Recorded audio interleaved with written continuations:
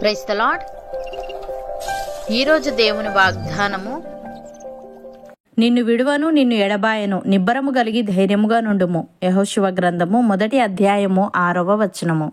సహోదరి సహోదరులారా, దేవుడు యెహోషువకు ఈ మాటలు చెప్పినప్పుడు అతడు ఇజ్రాయేలీయులను వాగ్దాన దేశంలోకి నడిపించే కొత్త నాయకుడు.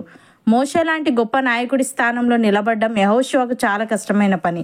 దేవుడు అతనికి ధైర్యం ఇచ్చి చెప్పాడు, నీవు ఒంటరివి కాదు, నేను నీతోనే ఉన్నాను, కాబట్టి భయపడక నిబ్బరము కలిగి ధైర్యంగా ఉండుము అని. ప్రియులారా, మనిషి జీవితంలో బాధ్యతలు, కష్టాలు, భయాలు తప్పనిసరిగా వస్తాయి. కొన్నిసార్లు మన ముందున్న పరిస్థితులు మన బలానికి మించినట్లుగా కనిపిస్తాయి. అప్పుడు మనసులో మొదట వచ్చే ప్రశ్న, నేను దీన్ని ఎదుర్కొనగలనా? నేను ఒంటరివాడిని కదా అని. అలాంటి సమయంలో దేవుడు తన ప్రజలకు ఇస్తున్న ఒక గొప్ప హామీ, నిన్ను విడువను, నిన్ను ఎడబాయను, నిబ్బరము కలిగి ధైర్యముగా నుండుము.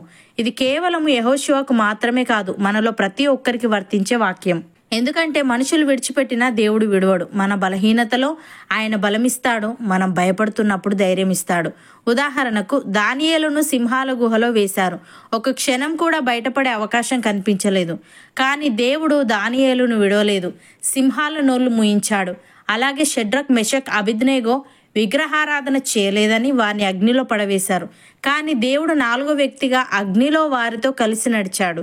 దేవుడు వారిని విడవకుండా అగ్నిలో కూడా తోడుగా ఉన్నాడు. ప్రియులారా, దేవుడు మన ప్రతి అడుగులో మనతో నడుస్తాడు, కాబట్టి మనం భయపడాల్సిన అవసరం లేదు. అయితే దేవుడు ఇచ్చిన వాగ్దానాలు నిస్సందేహంగా నిజమేనని, దేవుడు చెప్పిన ప్రకారం మనం నడవాలని, దేవుని సహాయం పొందడానికి నిరంతరం ఆయనను ఆశ్రయిస్తూ ఆయన కొరకు కనిపెట్టుకోవాలనే విషయాన్ని మనం గుర్తుపెట్టుకోవాలి. భక్తుడు ఈ విధంగా అంటున్నాడు, నా దేవా, నీ యందు నమ్మిక ఉంచి ఉన్నాను, నన్ను సిగ్గుపడనీయకుము, నా శత్రువులను నన్ను గూర్చి ఉత్సహింపనీయకుము. నీ కొరకు కనిపెట్టు వారిలో ఎవడునూ సిగ్గునొందడు, హేతువు లేకుండానే ద్రోహము చేయువారు సిగ్గునొందుదురు అని. ప్రియులారా, ప్రభు యొక్క మహాశక్తిని బట్టి ఆయన యందు బలవంతులయుండుడి. మీరు అపవాది తంత్రములను ఎదిరించుటకు శక్తిమంతులగునట్లు దేవుడిచ్చు సర్వాంగ కవచమును ధరించుకొనుడి. ఏలైనగా మనము పోరాడినది శరీరులతో కాదు గాని ప్రధానులతోనూ, అధికారులతోనూ, ప్రస్తుత అంధకార సంబంధులకు లోకనాథులతోనూ, ఆకాశ మండలమందున దురాత్మల సమూహములతోనూ పోరాడుచున్నాము.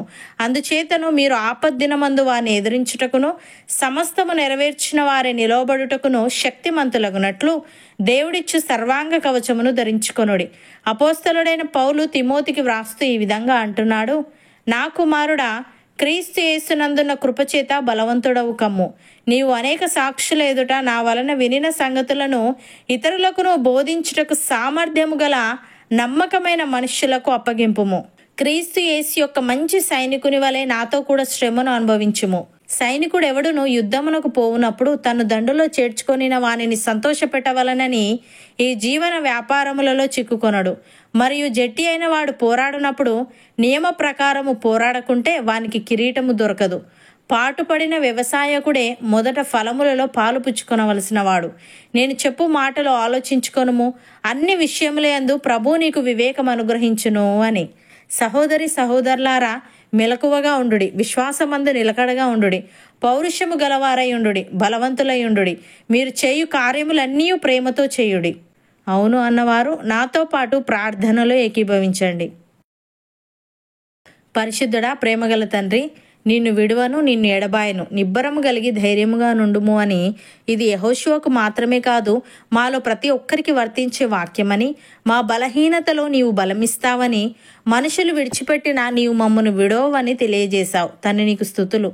దేవా, నీవు మా ప్రతి అడుగులో మాతో నడుస్తావు గనుక మేం భయపడకుండా నీవు ఇచ్చిన వాగ్దానాలు నిస్సందేహంగా నిజమేనని నమ్మి నీవు చెప్పిన ప్రకారం నడుచుకునే వారంగా ఉండుటకు సహాయము దయచేయమని, నీ యొక్క మహాశక్తిని బట్టి నీ యందు బలవంతులమై ఉంటూ మేము అపవాది తంత్రములను ఎదిరించుటకు శక్తిమంతులమగునట్లు నీవిచ్చు సర్వాంగ కవచమును ధరించుకునే వారంగా ఉండుటకు కృపచూపమని, మెలకువగా ఉండి విశ్వాసమందు నిలకడగా ఉండి పౌరుషము గలవారమై ఉండి బలవంతులమై ఉండి మేము చేసే కార్యములన్నీ ప్రేమతో చేసే ఆత్మీయత మాలో ప్రతి ఒక్కరికి నీవే అనుగ్రహించమని యేసుక్రీస్తు నామమున ప్రార్థిస్తున్నాము తండ్రి. ఆమెన్.